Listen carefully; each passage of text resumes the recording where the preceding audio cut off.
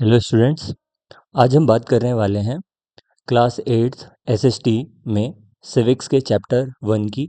और चैप्टर का नाम है द इंडियन कॉन्स्टिट्यूशन। तो आइए शुरू करते हैं। In this chapter we are going to begin with football, a game many of you have probably heard of or even played. तो यहाँ चैप्टर की शुरुआत जब कर रहे हैं, हम कर रहे हैं एक फुटबॉल के गेम के साथ।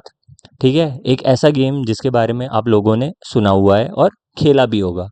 As the name suggests, this is a game that involves the player's feet, जिसमें क्या होता है, खिलाड़ी किससे खेलते हैं? अपने पैरों से। According to the rules of football, if the ball touches the arm of any player, ठीक है, अगर किसी के भी आर्म को टच करती है, किसे छोड़कर? गोलकीपर को, then this is considered a foul. तो इसको क्या कहेंगे हम? Foul. So if players start holding the football in their hands and passing it around, then they are not playing football anymore. तो अगर सब लोग हाथों से अगर उसे खेलने लग जाएं, तो इसका मतलब वो लोग क्या नहीं खेल रहे हैं? फुटबॉल नहीं खेल रहे हैं। Similarly, other games such as hockey और cricket also have rules according to which they are played. और हर जगह आप देखेंगे कि कुछ रूल्स हैं जिनके अकॉर्डिंग खेलना पड़ता है। ठीक है, each of these rules help define the game and help us distinguish one game from another. इससे क्या होता है? एक तो हमें पता चलता है कि गेम क्या है, और दूसरा, इससे हमें इस चीज़ की भी हेल्प मिलती है कि एक गेम जो है वो दूसरे गेम से कैसे डिफरेंट है। ठीक है, as these are fundamental to the game, क्योंकि ये क्या है? बेसिक है किसी भी गेम के, जिनके बगैर गेम आप नहीं खेल सकते। We can also call them the constitutive rules of the game, और इन्हें हम क्या कह सकते हैं? Constitutive rules. ठीक है, जिनकी वजह से क्या है? गेम बन पाया है। इन रूल्स के बिना तो कोई भी गेम हो नहीं पाएगा। Like these games, a society also has constitutive rules that make it what it is and differentiate it from other kind of society. तो जो ये रूल्स हैं, इसी से पता चलता है कि सोसाइटी कैसी है और किस किस टाइप की सोसाइटी होती है, और आप सोसाइटीज़ के बीच में कैसे कैसे अंतर कर सकते हैं। ठीक है, देखिए सोसाइटीज़ भी अलग अलग टाइप की होती है, जो हम आगे पढ़ेंगे। In large societies in which different communities of people live together, ठीक है, these rules are formulated through consensus, and in modern countries this consensus is usually available in written form। तो देखिए, कोई भी सोसाइटी है, उसमें लोग रह रहे हैं, उन सबसे क्या ली जाती है? उन लोगों से ली जाती है परमिशन, कि आप सब इन रूल को फॉलो करेंगे या नहीं। तो सब मिलकर क्या बनाएंगे? एक नियम, एक कानून, एक डॉक्यूमेंट बनाएंगे और उसको सब फॉलो करेंगे। ठीक है, और ज़्यादातर कंट्रीज़ में क्या होता है कि ये जो मान्यता है वो क्या होती है? रिटन फॉर्म में होती है। A written document in which we find such rules is called a constitution. तो कॉन्स्टिट्यूशन क्या है? एक रिटन डॉक्यूमेंट है जिसमें सारे नियम लिखे हुए हैं, जिसके तहत एक देश चलेगा। ठीक है, we have looked at the Indian constitution in class 6th and 7th in our social and political life textbook. Have you ever wondered why we need a constitution? क्या आपने कभी सोचा है कि हमें कॉन्स्टिट्यूशन की ज़रूरत क्यों है? Or been curious about how the constitution got written or who wrote it. तो ये कैसे बना, कैसे लिखा गया, किसने इसे लिखा? क्या आपने इसके बारे में कभी सोचा है? We will discuss both these issue and also look at the key feature of the Indian constitution. और हम देखेंगे कैसे ये सब हुआ और क्या की फीचर्स हैं, इंपॉर्टेंट जो पॉइंट्स हैं, और each of this feature is crucial to the working of democracy in India.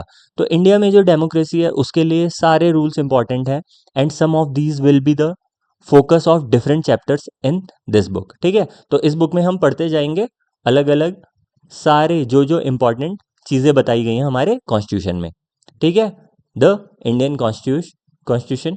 और अब हम यहाँ पढ़ेंगे why does a country need a constitution. Constitution क्यों चाहिए? ठीक है, देखिए ये पिक्चर है।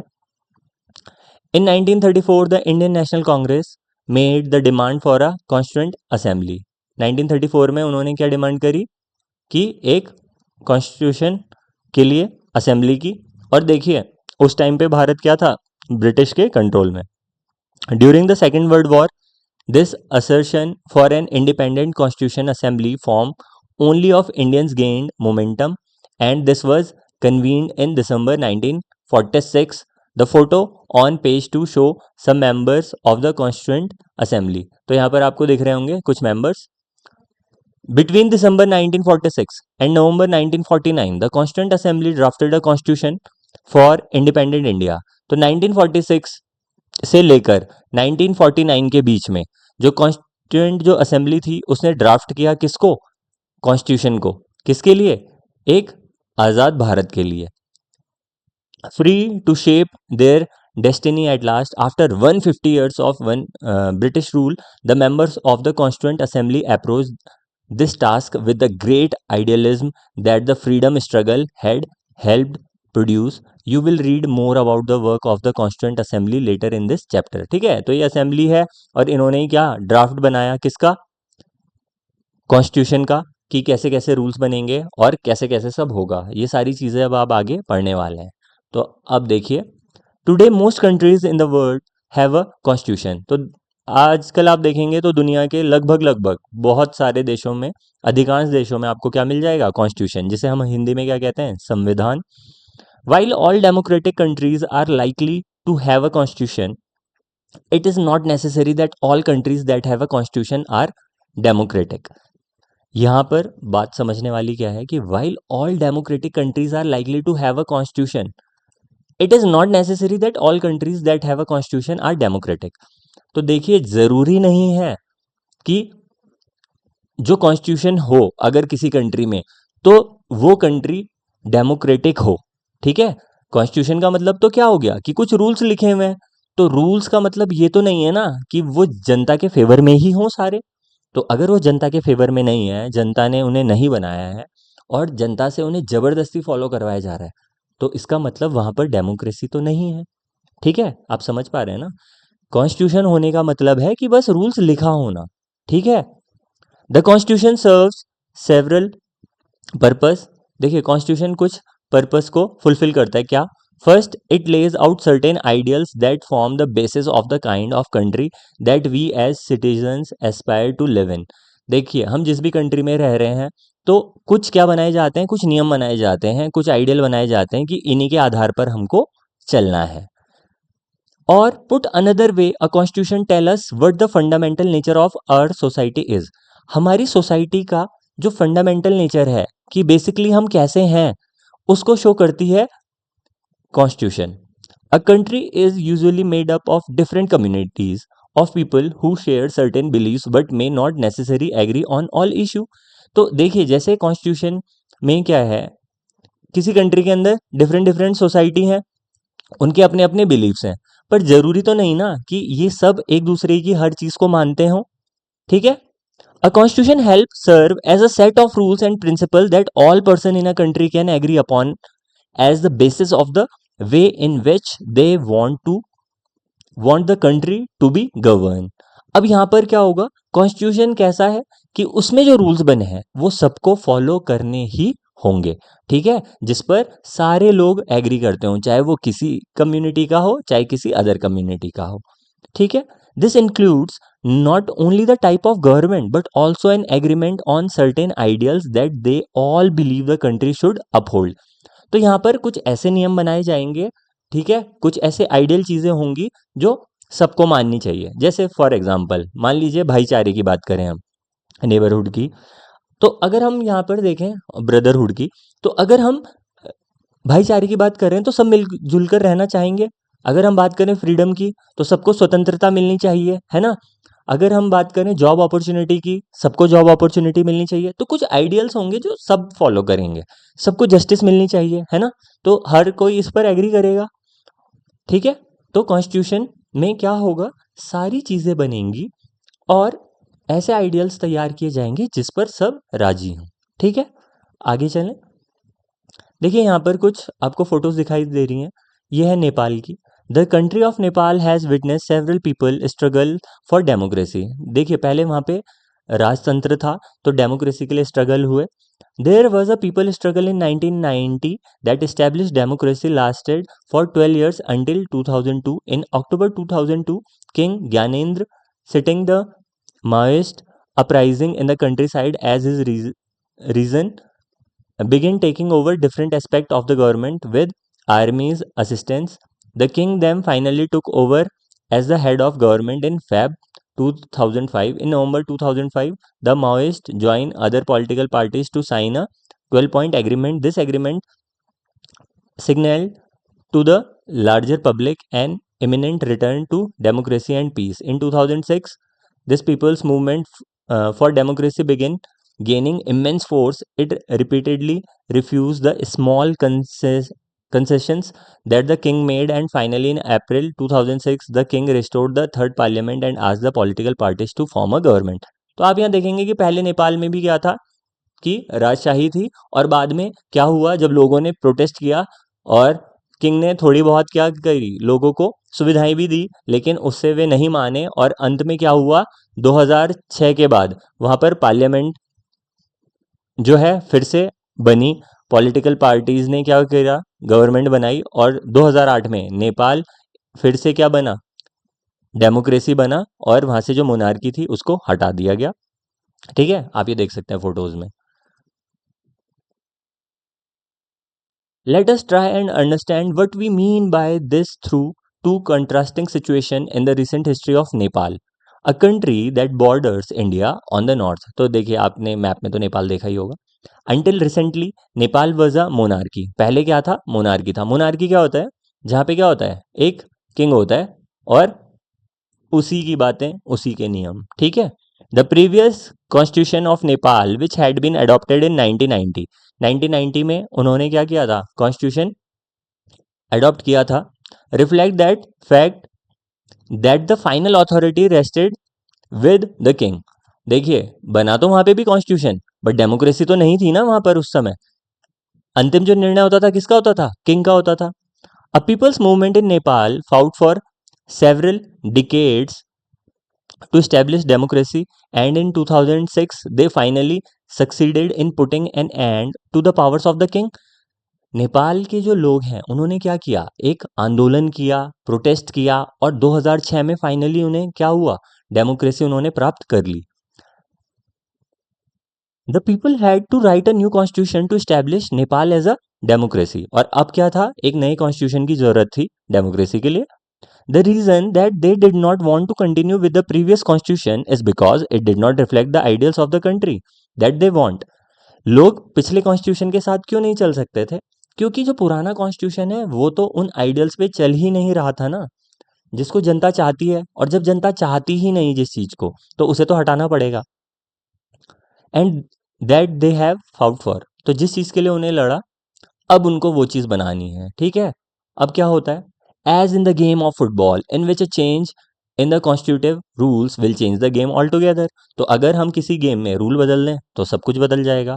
Nepal by moving from a monarchy to a democratic government need to change all its constitutive rules in order to usher in a new society. तो अब उन्हें क्या करना था, एक नई सोसाइटी के लिए नए रूल्स बनाने थे। This is why the people of Nepal adopted a new constitution for the country in 2015। और 2015 में उन्होंने क्या किया, एक नया कॉन्स्टिट्यूशन अडॉप्ट कर लिया। The caption alongside elaborate Nepal's struggle for democracy. The second importance purpose of a constitution is to define the nature of a country's political system. Constitution क्या डिफाइन करता है, नेचर किसका, एक कंट्री के political system का, कि उस country में चीजें कैसे चल रही हैं। ठीक है। For example, Nepal's earlier constitution stated that the country was to be ruled by the king. तो जैसे पहले वहां उनके कॉन्स्टिट्यूशन में क्या था कि जो जितना भी राजकाज है वो कौन चलाएगा, किंग चलाएगा, फाइनल अथॉरिटी वही है, and his council of minister, और जो उसके मिनिस्टर्स होंगे। In countries that have adopted a democratic form of government or polity, the constitution play a crucial role in laying out certain important guidelines that govern decision making within these societies. तो जिन्होंने क्या किया है, democratic form of government को अपनाया है। ठीक है। डेमोक्रेटिक क्या होती है, जहां पे क्या होता है, जनता ही चुनती है अपने प्रतिनिधि को। ठीक है। जहां पे जनता को महत्व दिया जाता है सबसे ज्यादा। In a democracy, we choose our leaders so that they can exercise power responsibly on our behalf. तो देखिए, हर कोई आदमी तो नेता नहीं बन सकता, तो हम अपने बिहाफ पे किसी व्यक्ति को भेजते हैं कहाँ? पार्लियामेंट में, और वो उन सारी चीज़ों के लिए काम करते हैं जो हम चाहते हैं, ठीक है? However, there is always the possibility that these leaders might misuse their authority and the constitution usually provides safeguard against this.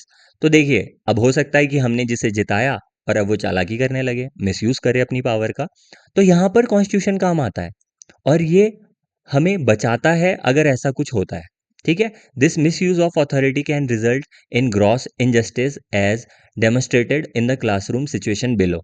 तो इनका क्या मिसयूज हो सकता है, इसकी वजह से इनजस्टिस हो सकती है, मतलब अन्याय हो सकता है, ये बताया इस सिचुएशन में। तो देखें क्या है situation. Suresh is the class monitor. कौन है Suresh? Class monitor. He is a bully. His classmates are not too fond of him. ठीक है, कोई पसंद तो करता नहीं। Mr Rao the class teacher has to leave the classroom on some urgent work. ठीक है, जो मिसेस राव हैं वो क्लास से जाती हैं किसी कार्य की वजह से। She ask Suresh to mind the class. Suresh start picking on Anil. अब देखिए, अब वो परेशान करना शुरू कर रहा है। क्या कर रहा है वो? Anil, today I am going to report you to Mrs Rao. वो अनिल को कह रहा है कि आज मतलब मैं मैम से तुम्हारी शिकायत कर दूंगा। अनिल पूछ रहा है but what I have done, मैंने किया क्या? तो मैम वापस आती हैं तो वो क्या कहता है? Ma'am while you were away Anil kept talking loudly and disturbing the class. He would not listen to me. तो वो क्लास में बातें कर रहा था और क्या हुआ कि मेरी बात सुन ही नहीं रहा था, क्लास को डिस्टर्ब कर रहा था। अनिल, अब मैम क्या कर रही हैं? Anil, you will have to stay back after school today and write I will not disobey the class monitor 100 times. तो आप 100 बार ये चीज़ें लिखोगे। But ma'am I did not do anything. तो यहाँ पर हुआ क्या? पावर मिली है किसको? सुरेश को। और आप क्लास के बच्चों को देखें तो वो एक तरीके से जनता है, और ये जिसको आपने चुन के भेजा है, और वो अपनी पावर का क्या कर रहा है? मिसयूज कर रहा है। तो इसकी वजह से क्या हो रहा है? जो जनता है वो परेशान हो रही है। ठीक है, in democratic society the constitution offers lays down rules that guard against the misuse of authority by our political leaders. तो अब देखिए क्या करता है कॉन्स्टिट्यूशन, एक सेफ गार्ड का काम करता है यहाँ पर। In the case of Indian constitution about which you will read more later in this chapter, many of these laws are contained in a section on fundamental rights. तो fundamental rights में कई सारे नियम लिखे हुए हैं, ठीक है, जिसके तहत आपको कुछ आज़ादी मिलती है, ठीक है, और कोई भी जो जनता के खिलाफ या जैसे कोई नेता है आपके खिलाफ कोई भी कार्य नहीं कर सकता इतनी आसानी से, ठीक है। जैसे फॉर एग्जांपल अगर मैं कहूँ कि ये जो क्लास है अगर यहीं पर लगा होता कैमरा, तो क्या सुरेश वो कर पाता जो उसने किया? तो यहाँ पर जैसे सेफ गार्ड मिलता वैसे कॉन्स्टिट्यूशन हमें देता है कुछ नियमों के द्वारा। ठीक है, you read about how the Indian constitution guarantee the right to equality to all person. तो कॉन्स्टिट्यूशन हमें राइट देता है किसका? इक्वेलिटी का, हम सब बराबर हैं। And says that no citizen can be discriminated against on the ground of religion. तो किसी के साथ भी क्या नहीं किया जा सकता? भेदभाव नहीं करेंगे हम। किस पे? धर्म के बेस पे, कि आप किस धर्म से आते हैं, रेस के बेस पे, ठीक है, कास्ट के बेस पर, जेंडर के बेस पर, और आप कहाँ पैदा हुए हैं इसके बेस पर आपके साथ डिस्क्रिमिनेशन नहीं किया जा सकता। The right to equality is one of the fundamental right guaranteed by the Indian Constitution। तो ये जो इक्वालिटी का राइट है ये किसने दिया हमें? ये हमें दिया है कॉन्स्टिट्यूशन ने। ठीक है, अब आगे देखिए। Another important function that a constitution plays in a democracy is to ensure that a dominant group does not use its power against you। देखिए, एक और कॉन्स्टिट्यूशन क्या हेल्प करता है हमारी, कि अगर कोई मेजॉरिटी में है और अगर आप माइनॉरिटी में हैं, मतलब कि आप कम हैं और वो ज़्यादा हैं, तो ये ना हो कि वो इसका फ़ायदा उठाएं। ठीक है, लेस पावरफुल पीपल और groups. The story board below demonstrate one such situation. तो एक सिचुएशन देखिए आप, गेम पीरियड शुरू होने वाला है, जो गर्ल्स हैं वो कह रही हैं कि हम बास्केटबॉल खेलेंगे, बॉयज़ क्या कह देते हैं? नहीं, क्रिकेट खेलेंगे। ठीक है, teacher decide the teacher decide to settle the problem with a show of hands. पर मैम कैसे डिसाइड कर रही हैं कि हाथ उठाओ, कौन क्या खेलना चाहता है। Obviously there are more boys in the class, ज़्यादा बच्चे हैं, तो वो हमेशा जीत जाते हैं। We always have to do what the boys want to because they are in a majority. लड़के क्लास में ज़्यादा है इसलिए उन्हें ऐसा करना पड़ता है। तो यहाँ पर ये क्या कह रही हैं, ma'am should think of another way. Ma'am को क्या है, कोई नया तरीका ढूंढना पड़ेगा जिसकी वजह से क्या हो कि इनकी बातों को भी सुना जा सके। तो देखिए कॉन्स्टिट्यूशन में तो ज़रूरी है ना, अगर कोई मेजोरिटी में है और उसके बाद जो माइनॉरिटी है या जो लोग कम है, अगर उनकी सुनी नहीं जा रही तो ये तो दिक्कत है। तब तो आपके कॉन्स्टिट्यूशन के जो आइडियल्स हैं वो फुलफिल नहीं हो रहे हैं ना, सबको न्याय नहीं मिल रहा है बराबर। ठीक है। Such unhealthy situation can occur in democratic societies too. तो डेमोक्रेटिक जो सोसाइटी है वहाँ पे भी ऐसी अनहेल्दी सिचुएशंस बन सकती हैं, where a majority can continuously enforce decision that exclude minorities and go against their interest. तो ऐसा हो सकता है कि जहाँ पर मेजॉरिटी क्या करे, परेशान कर दे माइनॉरिटी को, ठीक है, और जो उनके इंटरेस्ट हैं वो फुलफिल ना हो और वो उनके अगेंस्ट चले जाएं। As the above storyboard illustrate, every society is prone to this tyranny of the majority. तो majority की इस चीज से सब परेशान है। The constitution usually contains rules that ensure the minorities are not excluded from anything that is routinely available to the majority. Constitution क्या करता है कि जो लाभ मेजॉरिटी को मिल रहे हैं वो माइनॉरिटीज को भी मिले, ठीक है, ऐसा ना हो कि दोनों के बीच में कोई भेदभाव हो। Another reason why we have a constitution is precisely to prevent this tyranny or domination by the majority of a minority. देखिए ये रोकना इसलिए भी ज़रूरी है ताकि कोई भी क्या है, मेजॉरिटी माइनॉरिटी के ऊपर डोमिनेट ना कर पाए। ठीक है। This can refer to one community dominating another, inter community domination. ठीक है। देखिए अब एक कम्युनिटी के अंदर भी जो लोग हैं, जो ज़्यादा चाहे आप समझ लीजिए अमीर हैं या ज़्यादा उच्च पदों पर हैं, तो वह अपनी ही कम्युनिटी में दूसरे लोगों के साथ बुरा व्यवहार ना करें। ठीक है। और members of one community dominating others with in the same community, तो एक दूसरी कम्युनिटी के साथ भी ऐसा व्यवहार ना करे और एक कम्युनिटी के अंदर भी एक के साथ ऐसा व्यवहार ना हो। ठीक है। इंट्रा कम्युनिटी डोमिनेशन, तो एक ही के अंदर होगा तो इंट्रा और अलग अलग तो इंटर कम्युनिटी। ठीक है। आगे चलें। The third significant reason why we need a constitution is to save us from ourselves. This may sound strange, but what is meant by this is that we might at times feel strongly about an issue that might go against our larger interest, and the constitution help us guard against this. Look at the storyboard below to understand the bet. देखिए हमसे ही हमारी रक्षा की बात कर रहे हैं। अब कैसे? Shabnam is in a fix, she has a decision to make. ठीक है। वो उसे एक डिसीजन लेना है। क्या है वो decision? I have 2 chapters left to revise. कल के टेस्ट के लिए उसको अभी 2 चैप्टर रिवाइज करने हैं, पर उसका फेवरेट जो है टीवी सीरियल भी आ रहा है। I am dying to watch it. ठीक है। वो मरे जा रही है उसको देखने के लिए, मतलब but if I do that I won't have time to finish my revision, पर वो रिविजन नहीं कर पाएगी अगर वो ये देखेगी। Shabnam why are you looking so worried. तो शबनम से पूछती हैं उसकी फैमिली में जो भी हैं कि तुम ऐसे क्यों दिख रही हो, मतलब चिंता में। I want to watch this TV programme, मुझे प्रोग्राम देखना है बट मेरा कल टेस्ट है। If you all watch TV, अगर आप सब टीवी देखोगे तो I will also want to watch, मेरा भी देखने का मन करेगा, एक तरीके से मुझे भी देखना ही है। फिर I have an idea, what if no one watch TV tonight. अगर आज कोई भी टीवी ना देखे तो इट्स अ गुड थिंग, तो उसकी वजह से वो टेम्प्ट नहीं होती।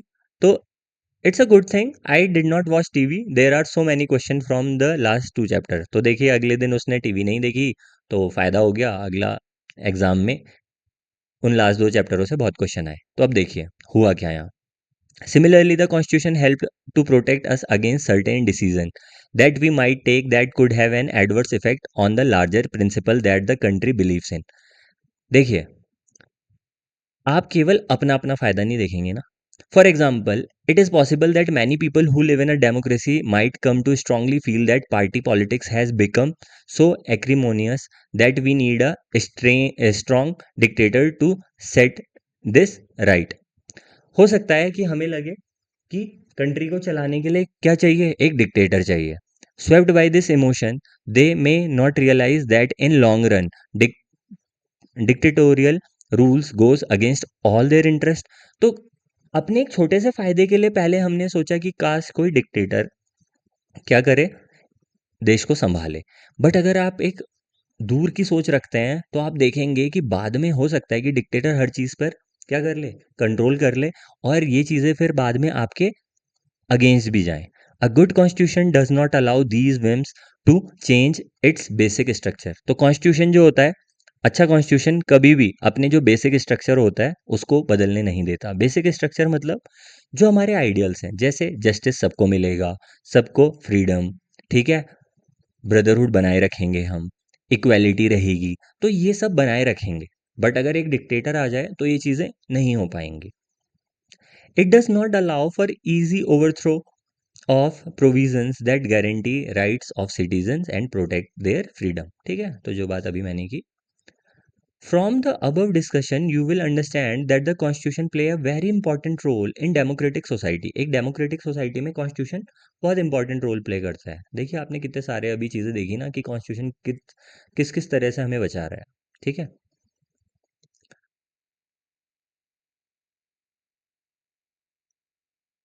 अब देखिए, अब हम पढ़ेंगे द इंडियन कॉन्स्टिट्यूशन एंड की फीचर्स. ठीक है, जो इंडियन कॉन्स्टिट्यूशन है उसके की फीचर्स क्या हैं. देखिए, by the beginning of the 20th century, the Indian national movement had been active in the struggle for independence from British rule for several decades.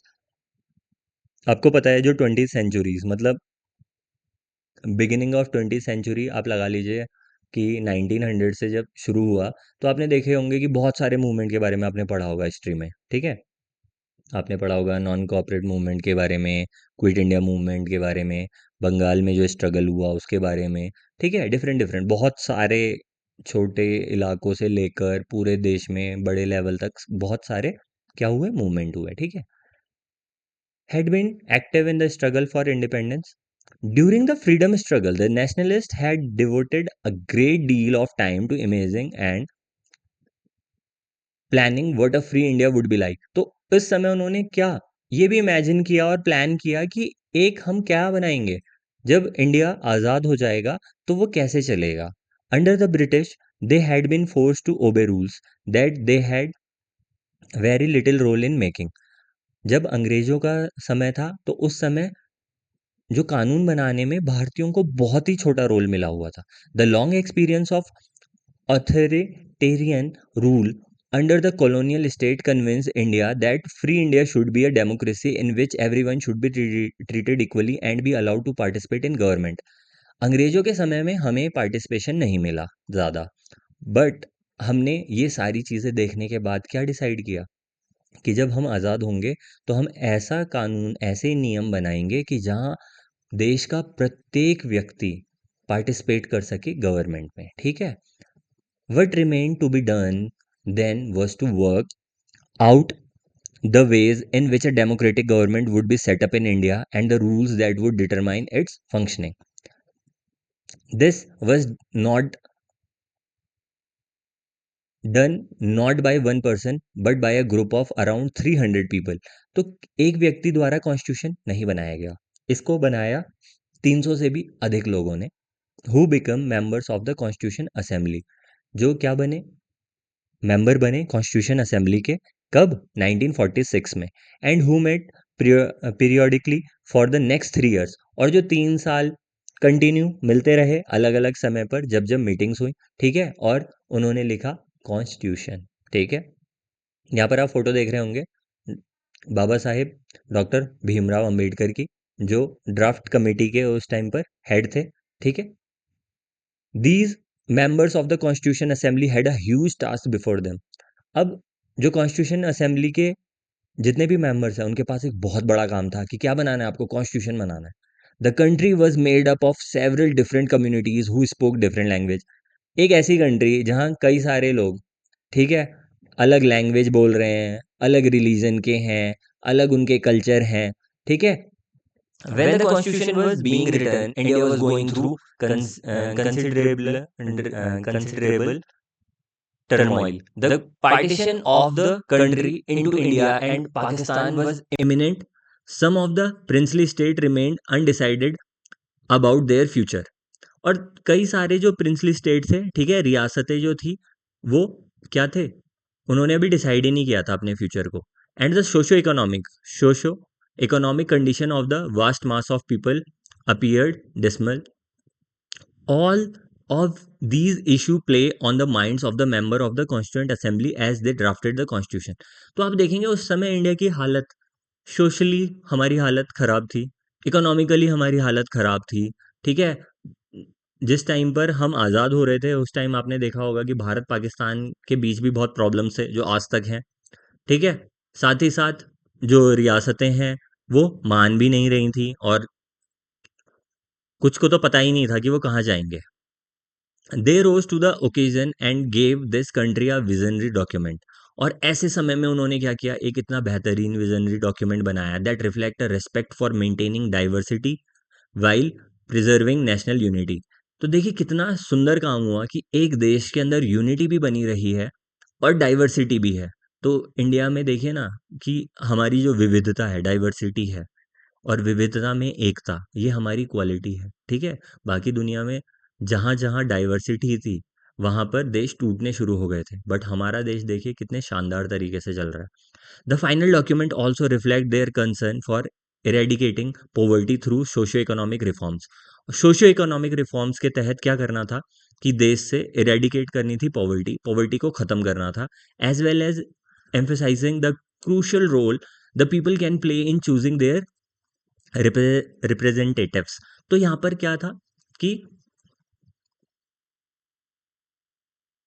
लोगों का एक इम्पॉर्टेंट रोल किसमें, कि अपने जो रिप्रेजेंटेटिव होते हैं मतलब प्रतिनिधि, जिनको हम आगे भेजना चाहते हैं, ठीक है, उसमें भी लोगों का क्या है, इम्पॉर्टेंट रोल था, ठीक है, क्योंकि जनता ही तो चुनेगी कि किसे लाना है।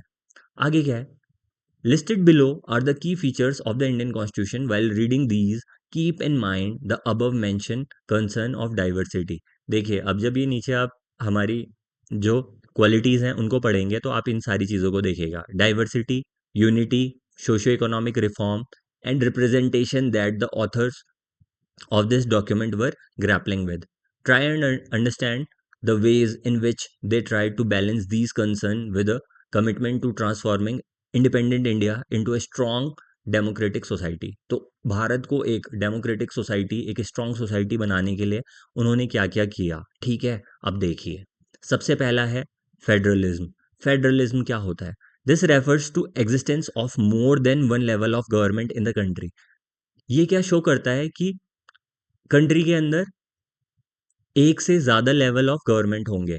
फॉर एग्जांपल आपको पता है एक सेंटर गवर्नमेंट होती है इंडिया में, एक स्टेट गवर्नमेंट होती है और एक आपने पंचायत भी देखी होगी, ठीक है, जिसे लोकल गवर्नमेंट भी कहा जाता है। In India we have government at the state level, at the centre. Panchayati Raj is the third tier of government, ठीक है, centre, state, panchayat.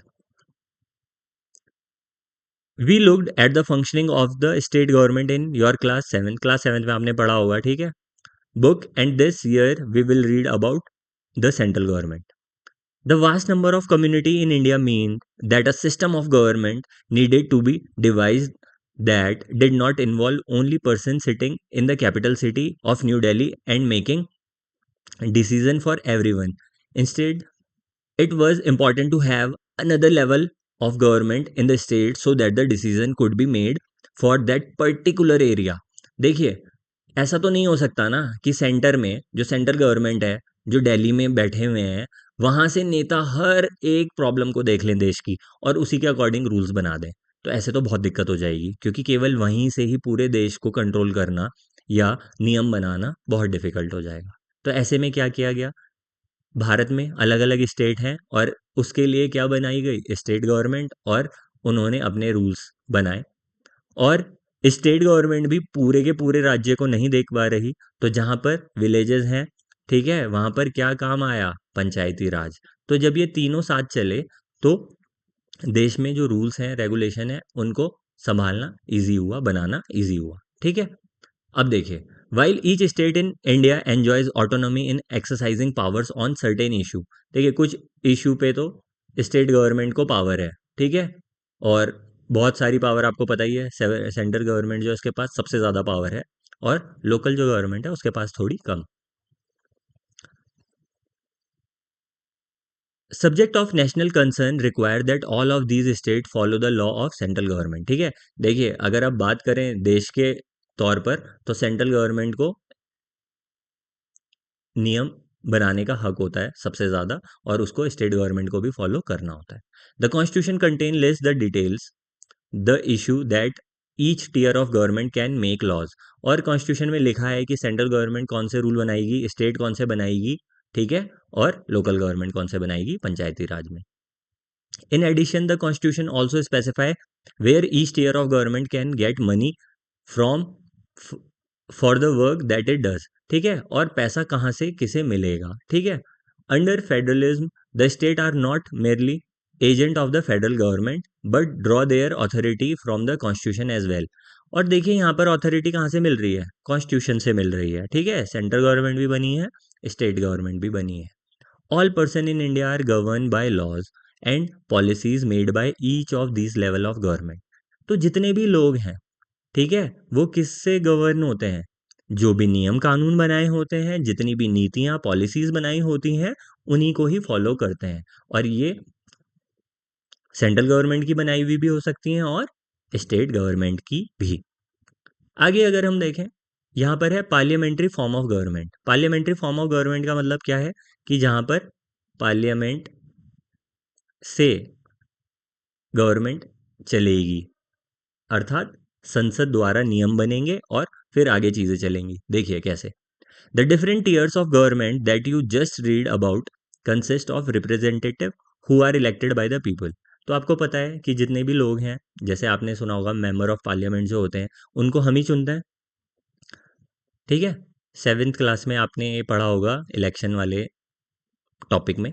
The constitution of India guarantees universal adult suffrage for all citizens. देखिए, हमारे यहाँ क्या एक अच्छी चीज़ है, हमारे यहाँ 18 साल का जो भी व्यक्ति है वह क्या कर सकता है, वोट दे सकता है। इसी को कहा गया है यूनिवर्सल अडल्ट सफरेज। ठीक है, when they were making the constitution, the members of the constituent assembly felt that the freedom struggle had prepared the masses for universal adult suffrage and that this would help encourage a democratic mindset and break the clutches of traditional caste, class and gender hierarchy। ठीक है, अब यहाँ पर देखिए क्या होता है, जब सबको दे दिया ना अगर वोटिंग राइट, तो इसका फायदा क्या होगा, इसका फायदा ये होगा ना कि कोई ऊंची जात या कोई नीचे जात ऐसी कोई बात देश में नहीं होगी, हर कोई क्या हो जाएगा, इक्वल हो जाएगा। ठीक है, और ये जो माइंडसेट है ना पुराने कि कोई अमीर है कोई गरीब है, ये सब भी टूटेंगे। क्यों, क्योंकि जब आपको नेता चुनना है तो उसमें ये नहीं देखा जाएगा कि कौन अमीर है कौन गरीब है, सारे लोग वोट देंगे, सबको हक है अपना प्रतिनिधि चुनने का। This means that the people of India have a direct role. तो हमारा क्या हो जाएगा, लोगों का डायरेक्ट रोल हो जाएगा electing their representative. Also every citizen of the country irrespective of his her social background. अच्छा, इसमें ये भी नहीं देखा जाएगा कि कोई सोशल बैकग्राउंड क्या है किसी का। ठीक है, क्योंकि वैसे भी देखिए सभी व्यक्ति बराबर होते हैं। ठीक है, ये सब बस बोलने के लिए है कि कोई ऊंचा नीचा ये कुछ नहीं होता, सब इक्वल होते हैं। ठीक है, और मेरी आप सबसे रिक्वेस्ट है व्यवहार भी ऐसा ही करें सब। ठीक है, सारे बच्चे। These representative are accountable to the people. ठीक है, ये रिप्रेजेंटेटिव जो होते हैं अकाउंटेबल होते हैं किसके लिए, लोगों के लिए। You will read more about this in unit 2। ठीक है, अब आगे देखिए, सेपरेशन ऑफ पावर। देखिए, पहले तो फेडरलिज्म की बात हुई थी, दूसरी बात क्या हुई थी, ये जो हम वोटिंग करते हैं। थर्ड बात हो रही है separation of power. According to the constitution there are 3 organs of government. Government के कितने ऑर्गन्स होते हैं, 3। पहला लेजिस्लेचर, एग्जीक्यूटिव, जुडिशियरी। देखिए तीनों काम कैसे करते हैं, थोड़ा सा एक आइडिया मैं दे देता हूँ। लेजिस्लेचर में क्या होगा, कानून बनेगा। एग्जीक्यूटिव उस कानून को करवाएंगे। ठीक है, जो आपने देखा होगा ब्यूरोक्रेट होते हैं। ठीक है, और थर्ड है जुडिशरी, और जुडिशरी का काम क्या है कि पहले वो देखेगी कि ये अगर नियम सही से हैं तो ठीक है, और अगर ये कुछ गलत हुए और इनकी वजह से कॉन्स्टिट्यूशन का बेसिक स्ट्रक्चर खराब हो रहा होगा तो जुडिशरी उन सारे लॉज को कैंसिल कर देगी। ठीक है, देखिए कैसे। The legislature refers to our elected representative, जिन लोगों को हमने चुना है वो सब जाएंगे किस में, लेजिस्लेचर में, कानून बनाएंगे। The executive is a smaller group of people who are responsible for implementing laws and running the government. ठीक है, गवर्नमेंट को चलाने वाले और साथ में कौन, जो लॉ को इम्प्लीमेंट करवाएंगे। ठीक है, यहाँ लॉ बना, यहाँ पर इम्प्लीमेंट होगा। The judiciary, of which you will read more in Unit 3, refers to the system of courts in this country. तो जुडिशरी में क्या, हमारे यहाँ हाई कोर्ट, सुप्रीम कोर्ट और अदर कोर्ट्स भी।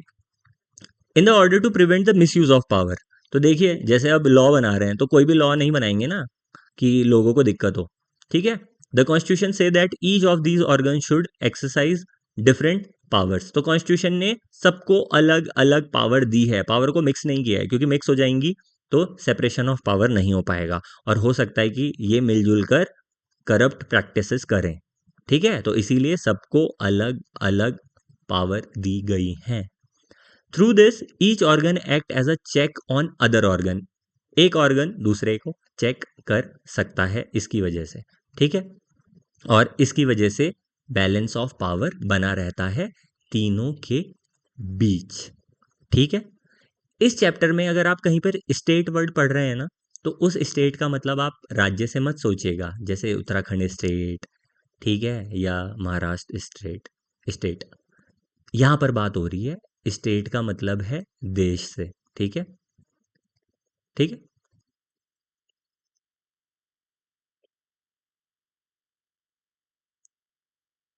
जैसे यहां पर आपने पढ़ा होगा द इंडियन स्टेट। ठीक, अगला हम बात करें फंडामेंटल राइट्स की। देखिए फंडामेंटल राइट्स क्या होता है। The section of fundamental rights has often been referred to as the conscience of the Indian constitution. ठीक है, आप इसको संविधान की एक तरीके से क्या कह सकते हो, आत्मा कह सकते हो। Colonial rule had created a certain suspicion of the state in the minds of the nationalists, and they wanted to ensure that a set of written right would guard against the misuse of state power in independent India। देखिए अंग्रेजों के time पे क्या हुआ कि लोगों को क्या रहा, शक रहा सरकार के प्रति, क्योंकि सरकार जब चाहे कोई ना कोई रूल बना लेती थी। तो अब ज़रूरी था कुछ ऐसे राइट्स हों जिसकी वजह से जो भारत में लोग हैं उनके साथ कोई भी दुर्व्यवहार ना कर सके, कौन, सरकार। Fundamental rights therefore protect citizens against the arbitrary and absolute exercise of power by the state। तो देखिए इससे क्या होता है, इससे एक तो सिटीजन को प्रोटेक्शन मिलती है कि किसी के साथ कोई भेदभाव नहीं होता और कोई एब्सोल्यूट एक्सरसाइज नहीं कर सकता स्टेट। ठीक है, कि स्टेट का मन आया कि आज से ये काम बंद, आज से आपका घूमना फिरना बंद, आज से आपका चलना फिरना बंद, ये नहीं कर सकता स्टेट। ठीक है, the constitution thus guarantee the right of individual against the state as well as against other individual. तो कैसी हमें पावर मिली कि एक तो जो हम लोग हैं उसको स्टेट से भी प्रोटेक्शन मिली और लोगों को दूसरे लोगों से भी प्रोटेक्शन मिली। ऐसे नहीं कि कोई भी आपके साथ बदतमीजी करके चला जाएगा। ठीक है, तो इससे भी प्रिवेंट करेगा आपको कॉन्स्टिट्यूशन। यहाँ पर आप देख सकते हैं कुछ फंडामेंटल राइट्स, जैसे है राइट टू इक्वालिटी। तो राइट टू इक्वालिटी सीधा सीधा क्या कहता है कि जो सारे लोग हैं आपस में क्या हैं, बराबर हैं और किसी के भी साथ भी डिस्क्रिमिनेशन नहीं किया जा सकता। किस बेस पर, हमने ऊपर भी पढ़ा था, रिलीजन के बेस पे, कास्ट और सेक्स के बेस पर। ठीक है, और किसी भी पब्लिक प्लेस पे, जैसे प्लेग्राउंड है, होटल्स हैं, शॉप हैं, आप जा सकते हैं। ठीक है, कोई किसी को रोक नहीं सकता कि भाई ये अंदर नहीं आ सकता या वो नहीं, नहीं, आप सब जा सकते हैं। क्यों, क्योंकि ये क्या है, पब्लिक प्रॉपर्टी और पब्लिक प्लेस, तो वहां पर आप जा सकते हैं। ठीक है, और जो अनटचेबिलिटी है इसको भी अबॉलिश किया गया। अनटचेबिलिटी आपने पहले के टाइम पे सुना होगा, छुआछूत, तो उसको भी समाप्त किया गया। दूसरी तरफ यहाँ पर आप देख रहे होंगे right to freedom. Right to freedom में क्या है, आप क्या कर सकते हैं, आपको प्रोफेशन चुनने की अपना, कि आप क्या बनना चाहते हैं, ऑक्यूपेशन की, बिजनेस की। ठीक है, आपको राइट है कि आप जो भी कार्य करना चाहते हो। ठीक है, पर उसकी वजह से आप दूसरे की फ्रीडम को हानि नहीं पहुंचाएंगे। ठीक है, आपको फ्रीडम ऑफ स्पीच मिला हुआ है, फ्रीडम ऑफ एक्सप्रेशन मिला है। ठीक है, एसोसिएशन बनाने का, मूव फ्रीली, आप इधर उधर घूम सकते हैं। तो ये सारे आपको मिले हैं राइट टू फ्रीडम से। राइट अगेंस्ट एक्सप्लॉइटेशन, इसमें क्या है कि the constitution prohibit human trafficking. एक तो लोगों का व्यापार नहीं होगा, देखा होगा ना आपने, मानव व्यापार होता है। फोर्स लेबर, ठीक है, किसी से बंधुआ मजदूरी नहीं कराएंगे आप, कि आप जबरदस्ती किसी को काम करवा रहे हैं। Employment of children under 14 years of age, और आप जो खतरनाक काम है उसमें 14 साल से कम के बच्चों को उस काम पर नहीं लगाएंगे, ठीक है, जैसे फैक्ट्रीज में। Right to freedom of religion, right to freedom of religion क्या है कि हर व्यक्ति जो भी उसका रिलीजन है, जिस भी रिलीजन को फॉलो करता है, वो उसकी प्रैक्टिसेस कर सकता है, ठीक है, जो भी उसकी चॉइस का रिलीजन है, ठीक है। अगला है कल्चर एंड एजुकेशनल राइट। तो कॉन्स्टिट्यूशन क्या करता है कि जो माइनॉरिटीज़ हैं, ठीक है, रिलीजियस और लिंग्विस्टिक, चाहे रिलीजियसली चाहे linguistic, can setup their own educational institute, वो अपने एजुकेशनल इंस्टीट्यूट बना सकते हैं, ठीक है। किस लिए? अपने कल्चर को प्रिजर्व करने के लिए और डेवलप करने के लिए। अगला है राइट टू कॉन्स्टिट्यूशनल रेमेडीज। ये क्या है? This allow citizen to move the court. अगर आपके साथ कुछ गलत हो रहा है, आपके फंडामेंटल राइट छीने जा रहे हैं, तो आप जा सकते हैं सीधा सुप्रीम कोर्ट चले जाइए, या सीधे चले जाइए हाई कोर्ट, जहां जाना चाहते हैं, ठीक है, चाहे स्टेट ने आपके साथ कुछ गड़बड़ की है, चाहे किसी इंडिविजुअल ने। Moreover moreover the various minority communities also express the need for the constitution to include rights that would protect their groups. The constitution therefore also guarantee the right of minority against the majority, ठीक है, जैसे अभी हमने पढ़ा। The first objective is that every citizen must be a position to claim those rights, and secondly these rights must be binding upon every authority that has got the power to make laws. तो जैसे मैंने बताया कि right to constitutional remedies में भी क्या है कि अगर जिसने नियम भी बनाए हैं, तो वो भी आपके साथ क्या नहीं कर सकता, कोई डिस्क्रिमिनेशन नहीं कर सकता, आप जाइए सीधा कोर्ट में। वरना in addition to fundamental rights, the Constitution also has a section called Directive Principle of State Policy. तो आपको फंडामेंटल राइट के अलावा एक चीज देखने को मिलेगी, वो है directive principle of state policy. ये क्या है? This section was design by the members of the Constitution Assembly to ensure greater social and economic reforms. ये किस लिए बनाए? सोशल और इकोनॉमिक रिफॉर्म्स के लिए, ठीक है। And to serve as a guide to independent Indian state to institutive laws and policies that help reduce the poverty of the masses. ये क्यों बनाए गए? देखिए, कॉन्स्टिट्यूशन में डीपीएसपी, ये क्यों है? डीपीएसपी में क्या है? डीपीएसपी में कुछ क्या लिखे हैं? कुछ प्रोविजन है जो आइडियल है, और ये किस लिए है कि स्टेट इनको फॉलो करे, और अगर स्टेट इन्हें फॉलो करेगा तो इसकी वजह से जो जनता है उसकी गरीबी दूर होगी और जनता का भला होगा, ठीक है। अगला है अगला है सेकुलरिज्म। सेकुलरिज्म क्या होता है? एक सेकंड,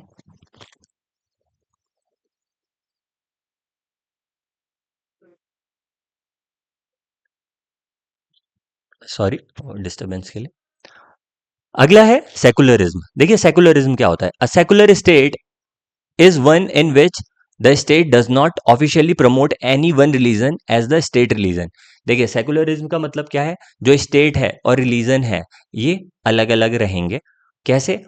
जो स्टेट है वो किसी भी एक रिलीजन को प्रेफरेंस नहीं दे सकता या प्रमोट नहीं कर सकता, ठीक है, कि वो स्टेट का उसे रिलीजन बना दे और उसकी वजह से औरों के साथ फिर क्या हो, डिस्क्रिमिनेशन हो, तो ये नहीं होगा, ठीक है, सेपरेट रहेंगे रिलीजन और state. You now understand the way in which a country's history often determines the kind of constitution that a country adopt for itself. तो आप देख रहे हैं कैसे बन रहा है कॉन्स्टिट्यूशन। कॉन्स्टिट्यूशन बड़ा अलग तरीके से बनेगा जैसा वो देश होगा। हमारे यहाँ इतनी डाइवर्सिटी है तो उसी टाइप के नियम भी बनाने पड़ेंगे। अब मान लीजिए किसी देश में सारे लोग एक जैसे हैं, ठीक है, सारे एक ही कास्ट के हैं या सारे एक ही धर्म के हैं, तो वहां पर रूल्स थोड़ा अलग होंगे और यहाँ पर अलग। The constitution plays a crucial role in laying out the ideal that we would like all citizens of the country to adhere to, including the representative that we elect to rule us, just like in the game of football. A change of constitutive rules will affect the game. ठीक है, तो जैसे हमने पहले ही बात की थी कि अगर जैसे रूल बदले जाएंगे वैसे ही क्या हो जाएगा, गेम भी चेंज हो जाएगा। Indian constitution has been amended over the years to reflect new concern of the policy. अब देखिए समाज जैसे जैसे बदलता है वैसे ही पॉलिसियां भी बदलनी पड़ती हैं और नए नए नियम भी लाने पड़ते हैं, तो इसीलिए हम कॉन्स्टिट्यूशन में कुछ अमेंडमेंट करते हैं, कुछ चेंजेस करते हैं। Often a major change in the constitution means a change in the fundamental nature of country. अगर एक मेजर चेंज किया गया है तो इसका मतलब फंडामेंटल जो नेचर है कंट्री का उसमें भी क्या हुआ है, बदलाव हुआ है। जैसे कि for example we saw this in the case of Nepal and how it needed to adopt a new constitution after it become a democracy. जैसे आपने देखा पहले उनका कॉन्स्टिट्यूशन अलग था और जब वो डेमोक्रेसी बने तब उनका कॉन्स्टिट्यूशन अलग हुआ। ठीक है। The different feature of the Indian constitution outlined above involve complicated ideas that are often not easy to grasp. Don't worry too much about this for the moment. In the rest of the book as well as in your higher classes, you will read more about these features. ठीक है, ये जो different features हैं इनके बारे में आप आगे की क्लास में पढ़ेंगे of the Indian constitution and understand more substantively what they mean. ठीक है, तो ये था चैप्टर फर्स्ट। आई होप आपको ये चैप्टर समझ आया होगा, इंडियन कॉन्स्टिट्यूशन और उसकी पॉलिसीज़। यदि आपको वीडियो पसंद आया हो तो आप चैनल को सब्सक्राइब कर सकते हैं, अपने फ्रेंड्स के साथ शेयर कर सकते हैं। कोशिश किया मैंने चैप्टर में एक एक वर्ड को समझाने की। यदि फिर भी आपको कोई समस्या हो तो आप कमेंट बॉक्स में कमेंट करके बता सकते हैं। मिलते हैं अगले वीडियो में। धन्यवाद।